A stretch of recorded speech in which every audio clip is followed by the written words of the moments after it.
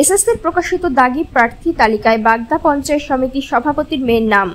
Supreme কোর্টের নির্দেশ মতো West Bengal central school service commission তাদের অফিসিয়াল ওয়েবসাইটের পাবলিক ডোমেনে দাগি প্রার্থীদের তালিকা প্রকাশ করে শনিবার রাত 8টা নাগাদ। প্রথম ধাপে 1804 জনের তালিকা প্রকাশ হতেই ফাঁস হচ্ছে একের পর এক নাম। এদের মধ্যে কেউ বা পুরসভার কাউন্সিলর, কেউ বা প্রাক্তন জেলা পরিষদের সদস্য ও তার স্ত্রী, আবার কেউ বা বর্তমানে জেলা পরিষদ পঞ্চায়েত সমিতির সভাপতি পরিবারের আপনজন। এই দাগি লিস্টের 878 নম্বরে নাম রয়েছে মৌসুমী মণ্ডলের। ওই মৌসুমী মণ্ডল হলেন বাগদা পঞ্চায়েত সমিতির সভাপতি সুদেবী মণ্ডলের মেয়ে। তৃণমূল কংগ্রেসের এক পদাধিকারীর মেয়ের নাম প্রকাশ্যে চলে আসায় শুরু হয়েছে রাজনৈতিক তরজা। এর ফলে বাগদা ব্লকের রাজ্যের শাসক দল অস্বস্তির মধ্যে পড়েছে। সুদেবী বলেন, আমার মেয়ে যোগ্যতা দিয়ে চাকরি পেয়েছে। সুপ্রিম কোর্ট এবং হাইকোর্টে এটি বিচারাধীন বিষয়। সত্য এবং মিথ্যা উদ্ঘাটিত হবে, সত্য সামনে আসবে। বাগদার বিজেপি নেতা সন্তু মিস্ত্রি তৃণমূলকে কটাক্ষ করে বলেন, এই রাজ্যে শিক্ষাক্ষেত্রের মেরুদণ্ড ভেঙে দিয়েছে তৃণমূল কংগ্রেস। মানুষ 26-এর নির্বাচনে এর জবাব দেবে। এই তো হাইকোর্ট সুপ্রিম কোর্টে বিচারাধীন আছে। আমরা কোর্টের পরে আস্থা রাখি। বিচারে একদিন সত্য মিথ্যা যাচাই হবে এবং সত্যটাই সামনে আসে, এটা আমি আশা করি। আমার মেয়ে জেনুইনভাবে পরীক্ষা দিয়ে তার যোগ্যতায় চাকরি পেয়ে। লিস্টের বিষয়টা তো আমার বিষয় না, ওটা আমি বলতে পারবো না, তবে এইটা আমি বলতে পারি আমার মেয়ের যোগ্যতায় চাকরি। দেখুন, তৃণমূল কংগ্রেসের বাগদা পঞ্চায়েত সমিতির সভাপতি সুদেবী মণ্ডলের মেয়ে মৌসুমী মণ্ডলের নামও এই লিস্টে রয়েছে। শুধু যে সুদেবী মণ্ডলের মেয়ে মৌসুমী মণ্ডলের নাম এখানে রয়েছে তা কিন্তু নয়, পুরো রাজ্য জুড়ে তৃণমূল কংগ্রেসের নেতা এবং তাদের ঘনিষ্ঠ লোকেদের নাম এই লিস্টে রয়েছে। যেমন কি কাউন্সিলর, জেলা পরিষদের প্রাক্তন সভাধিপতি, কোন নেতা নেই এখানে, সব নেতাইরাই ভরে রয়েছে এই লিস্টের মধ্যে। আর প্রত্যেকটা নেতা তৃণমূল কংগ্রেসের। মানুষ এটাকে দেখছে, মানুষ দেখছে কিভাবে এই তৃণমূল কংগ্রেস এই রাজ্যের শিক্ষা ব্যবস্থার মেরুদণ্ডটাকে ভেঙে দিয়েছে, কিভাবে শিক্ষিত সমাজে ভবিষ্যৎ অন্ধকার করে দিয়েছে।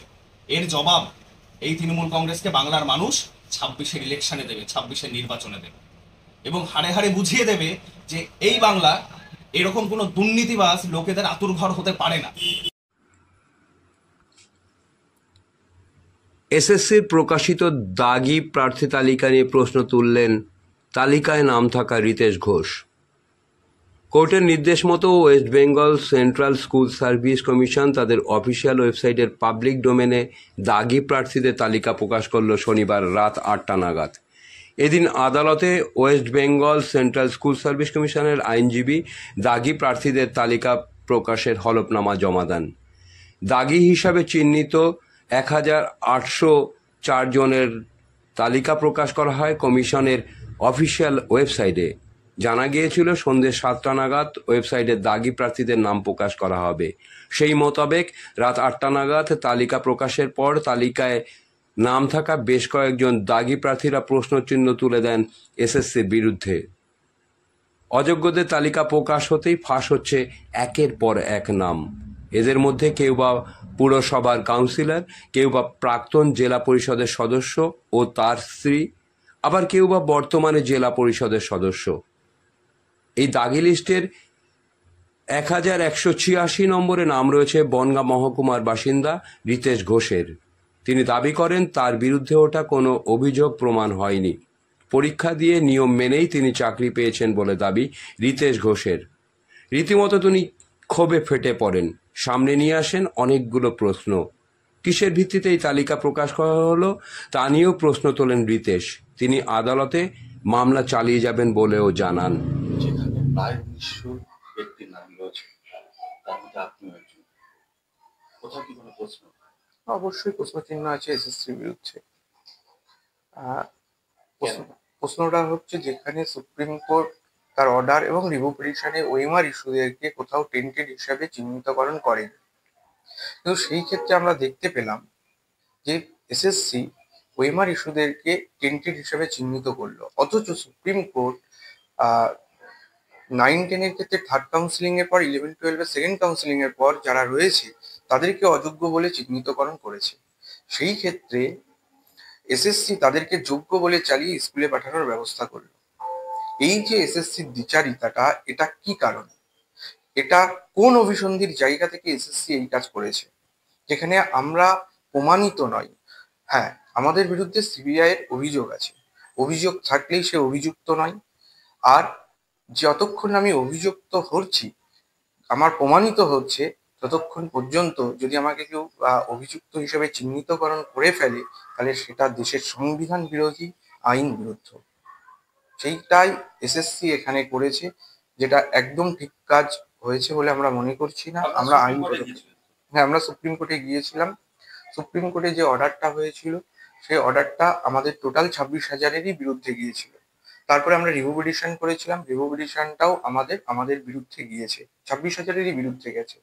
তারপরে দেখুন, আজকের দিনে দাঁড়িয়ে যোগ্য অযোগ্যের যে তালিকা যেটা প্রকাশ করলো, সেটা এর আগেও 26 নম্বর প্যারায় 3 এপ্রিলের অর্ডার কপি অনুযায়ী এই ক্ষেত্রে এসএসসি যেটা সাবমিশন করেছিল, সেটাকে কিন্তু খণ্ডন করেছে সুপ্রিম কোর্টের বিচারপতিদ্বয় 28 নম্বর প্যারাতে। পরিষ্কারভাবে সেখানে বলে দিয়েছে এটা মেনে নেওয়া সম্ভবপর হতো যদি কিনা আপনার হচ্ছে অরিজিনাল ওএমআর থাকতো।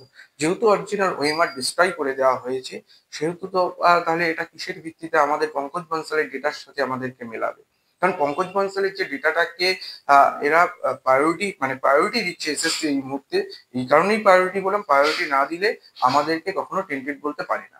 তাহলে পঙ্কজ বনসালের ডেটাটা, যে ডেটা উদ্ধার হয়েছে এক্স এমপ্লয় পঙ্কজ বনসালের বাড়ি থেকে, সেই জায়গায় দাঁড়িয়ে যে হার্ড ডিস্কটা উদ্ধার, সেই হার্ড ডিস্কেরই তো অথেন্টিসিটি নিয়ে প্রশ্ন রয়েছে কোর্টের মধ্যে। তাহলে এসএসসি তার নিজের সার্ভারের নাম্বারকে প্রাধান্য দিচ্ছে, নাকি অন্য জায়গা থেকে যেটা উদ্ধার হয়েছে, যেটা নিয়ে প্রশ্ন চিহ্ন আছে, সেটাকে প্রাধান্য দিচ্ছে? যদি দেখা যায় এসএসসি যেটা করেছে, যে নিজের সার্ভারের নাম্বার নয়, অন্যের জায়গা থেকে যেটা উদ্ধার হয়েছে, যেটা কোর্টেও প্রশ্ন চিহ্ন রয়েছে, সেইটাকে এরা প্রাধান্য দিয়ে আমাদেরকে টেন্টেড হিসাবে চিহ্নিতকরণ করেছে, যেটা একদম ঠিক নয় বলে আমরা মনে করছি। এর জন্য আমরা আইনি যা ব্যবস্থা নেওয়ার আমরা যাব। তবুও বলতে হয়, আইনি ব্যবস্থার প্রতি আস্থা কোথাও না কোথাও একটু হলেও প্রশ্ন চিহ্নের মুখে দাঁড়িয়েছে, এটা অস্বীকার করবার কোনো জায়গা নেই। কারণ সুপ্রিম কোর্টের যে বিচারপতিরা রয়েছেন, যে ইজলাসে এই মামলাটি হয়েছে, সেখানে সেই বিচারপতিরাই তো বিভিন্ন সময় বিভিন্ন ধরনের কথাবার্তা তার অর্ডার কপির মধ্যে দিয়ে তুলে ধরেছে। সেখানে তো সবটা পরিষ্কার ভাবেও যে উল্লেখ হয়েছে এমনটা নয়। তাহলে সেই জায়গায় দাঁড়িয়ে আমরাও সেখানে কিছু কথা বলবার জন্য গেছি, বারবার যাচ্ছি, কিন্তু তারাও কিন্তু আমাদের কোনো কথাই তারা শুনতে চাইছে না। তাহলে একটা মানুষ বা একাধিক মানুষ যেখানে এফেক্টেড, সেখানে বিচার ব্যবস্থাটা আমাদের কথাগুলো শুনতে পারতো। আপনারা কি কোথাও সামাজিক সম্মানের অবশ্যই আমাদের সামাজিক সম্মান হানি হয়েছে, এ বিষয়ে তো কোনো সন্দেহ নেই। আজকে আমাদের অযোগ্য বলে দাগিয়ে দেওয়া হচ্ছে, কিন্তু সত্যি কি আমরা অযোগ্য? সুপ্রিম কোর্টের অর্ডার অনুযায়ী কি আমরা এখনো অযোগ্য? আমরা মনে করছি আমরা অযোগ্য নই, যতক্ষণ না প্রমাণিত হচ্ছে। তাহলে তাকে কি করে আমরা অযোগ্য বলতে পারি? অভিযোগ থাকা আর অভিযুক্ত বলা, দুটো অভিযোগ আর অভিযুক্ত দুটোর মধ্যে তো তফাৎ রয়েছে। রিতেশ ঘোষ, কোন স্কুলের? রনঘাট অঞ্চল হাই স্কুল। স্কুলটাকে উল্লেখ করবো।